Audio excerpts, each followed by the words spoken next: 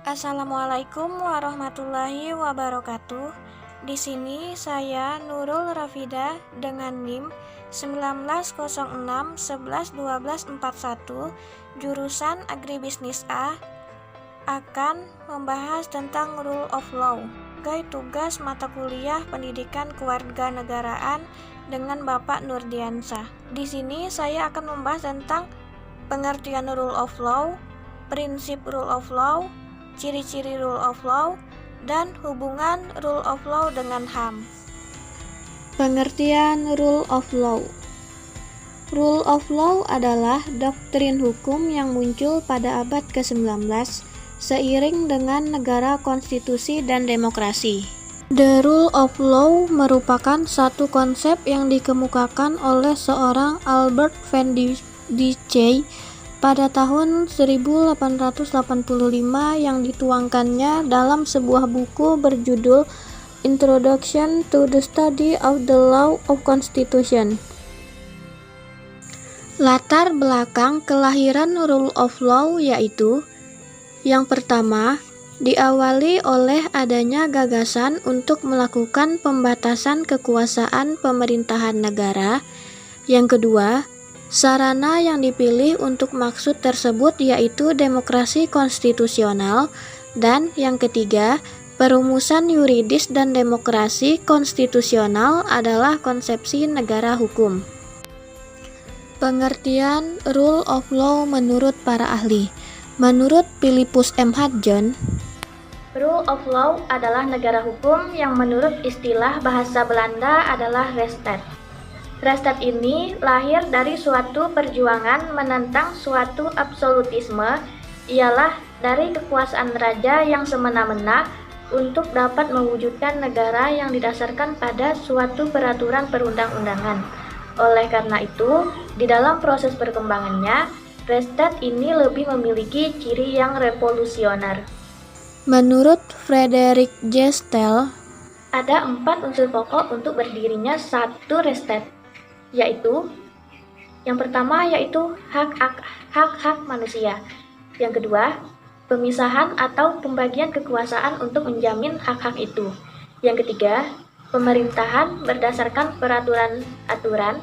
Dan yang keempat, peradilan administrasi dalam perselisihan.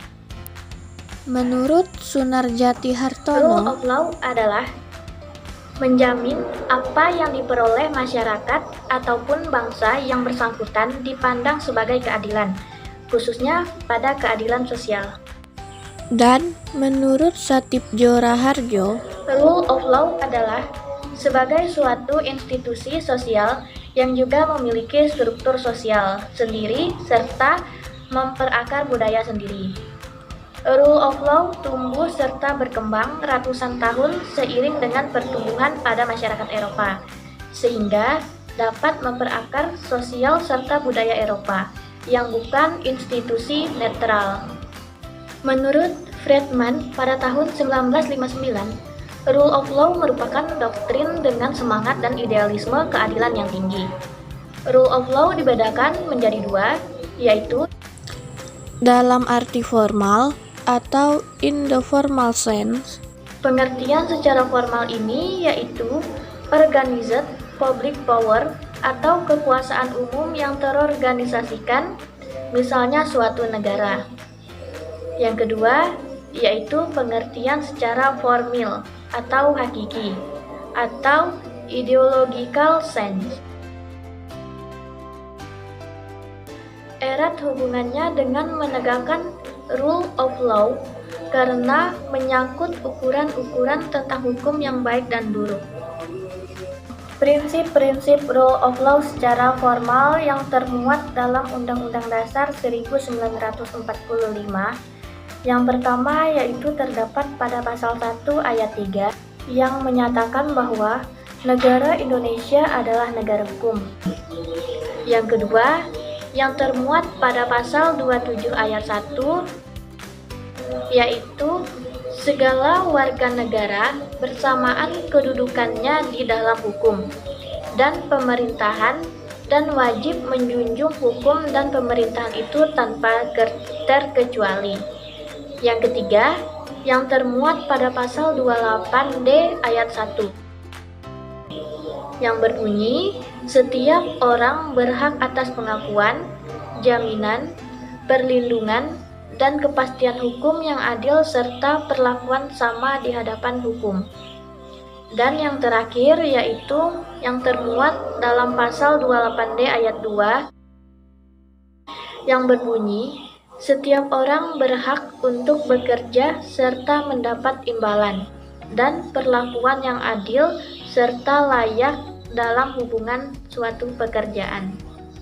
Prinsip-prinsip rule of law secara material atau hakiki yaitu yang pertama berkaitan erat dengan the enforcement of the rule of law. Yang kedua, keberhasilan the enforcement of the rule of law tergantung pada kepribadian nasional masing-masing bangsa. Yang ketiga, rule of law mempunyai akar sosial dan akar budaya Eropa. Yang keempat, yaitu rule of law juga merupakan suatu legalisme, aliran pemikiran hukum, mengandung wawasan sosial, gagasan tentang hubungan antar manusia, masyarakat, dan negara. Dan yang kelima, rule of law merupakan suatu legalisme liberal.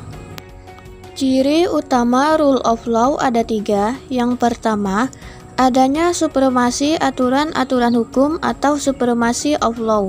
Dengan supremasi aturan-aturan hukum, tidak ada kekuasaan yang sewenang-wenang. Artinya, seseorang baru boleh dikenakan sanksi hukum jika memang dirinya melakukan pelanggaran hukum. Hukum reguler bersifat superior dan mutlak, bertentangan dengan segala pengaruh kekuasaan yang sewenang-wenang, serta mencabut hak prerogatif atau bahkan kekuasaan bertindak yang besar di pihak pemerintahan. Yang kedua, adanya kesamaan kedudukan di depan hukum atau equality before of law. Semua orang, baik masyarakat biasa maupun pejabat negara, berkedudukan sama di hadapan hukum. Maka, seluruh lapisan masyarakat harus memiliki ketundukan yang setara kepada hukum umum negara yang dijalankan oleh Mahkamah Hukum Umum tanpa terkecuali. Pihak yang lemah bisa dicabut haknya, bukan karena pihak yang kuat lebih berhak, melainkan karena pihak yang lemah memang melakukan kesalahan. Dan yang ketiga, adanya jaminan perlindungan hak asasi manusia atau Constitution-based human right. Undang-undang atau keputusan pengadilan menjamin adanya perlindungan untuk hak asasi manusia.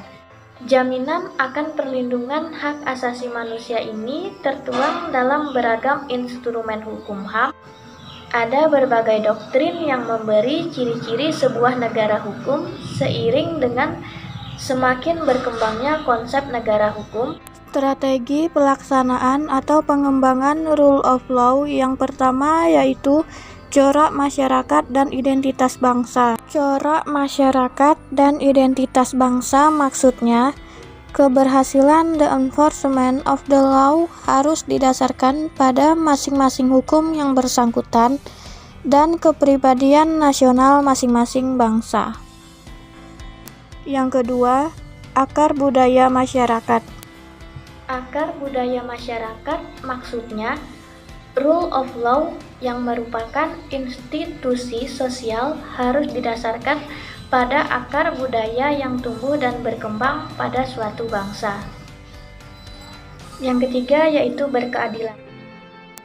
Berkeadilan itu maksudnya rule of law sebagai suatu legalisme yang memuat wawasan sosial, gagasan tentang hubungan antar manusia, masyarakat dan negara harus dapat ditegakkan secara adil dan hanya memihak kepada keadilan.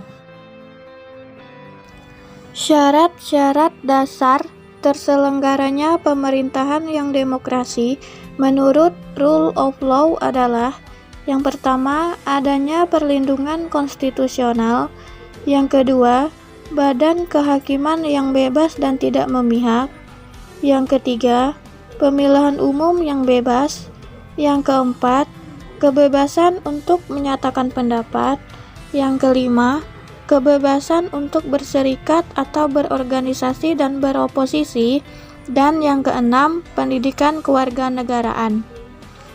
Arah dan watak hukum yang dibangun harus dalam hubungan yang sinergis dengan kekayaan yang dimiliki bangsa yang bersangkutan atau back to law and order. Kembali pada hukum dan ketaatan hukum negara yang bersangkutan. Ciri-ciri negara hukum ada 3. Yang pertama, ada pengakuan dan perlindungan hak asasi. Yang kedua, ada peradilan yang bebas dan tidak memihak serta tidak terpengaruh oleh kekuasaan atau kekuatan apapun. Dan yang ketiga, legalitas terwujud dalam segala bentuk. Kasus dan ilustrasi dalam penegakan rule of law. Kasus korupsi. Yang kedua yaitu kasus illegal logging. Kasus dan reboisasi hutan. Perdagangan narkoba dan psikotropika. Dan yang terakhir, perdagangan wanita dan anak. Dinamika pelaksanaan rule of law di Indonesia. Dalam proses penegakan hukum di Indonesia, dilakukan oleh lembaga penegak hukum yang terdiri dari yang pertama yaitu kepolisian. Kepolisian mempunyai tugas pokok dan wewenang. Tugas pokok kepolisian yaitu memelihara keamanan dan ketertiban masyarakat, menegakkan hukum, memberi perlindungan, pengayoman, dan pelayanan kepada masyarakat.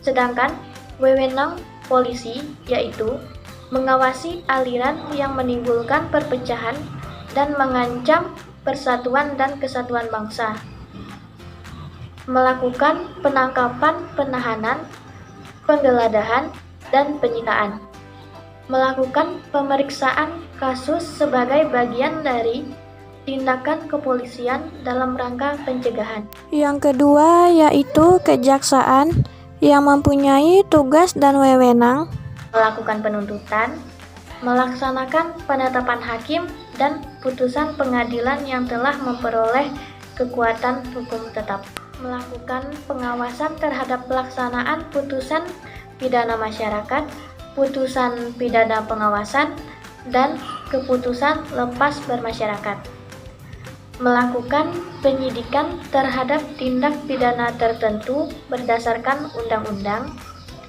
melengkapi berkas perkara tertentu, dan untuk itu dapat melakukan pemeriksaan tambahan sebelum dilimpahkan ke pengadilan dan dalam pelaksanaan dikoordinasikan dengan penyidik. Selanjutnya yaitu KPK atau Komisi Pemberantasan Korupsi. KPK ditetapkan dengan Undang-Undang Nomor 20 Tahun 2002 dengan tujuan meningkatkan daya guna dan hasil guna terhadap pemberantasan tindak pidana korupsi. Tugas KPK yaitu berkoordinasi dengan instansi lain yang berwenang melakukan pemberantasan tindak pidana korupsi, supervisi terhadap instansi yang berwenang melakukan pemberantasan tindak pidana korupsi, dan yang terakhir yaitu Badan Peradilan yang terdiri dari Mahkamah Agung, Mahkamah Konstitusi, dan Peradilan Tinggi dan Negeri. Dari penjelasan makna rule of law di atas, dapat kita ketahui bahwa HAM memiliki kaitan yang erat dengan rule of law karena rule of law merupakan aturan hukum yang menuntut keadilan, sedangkan HAM merupakan cakupan dari hukum tersebut. Hak asasi manusia adalah hak dasar yang melekat pada diri manusia secara kodrati, universal, dan abadi sebagai anugerah Tuhan Yang Maha Esa.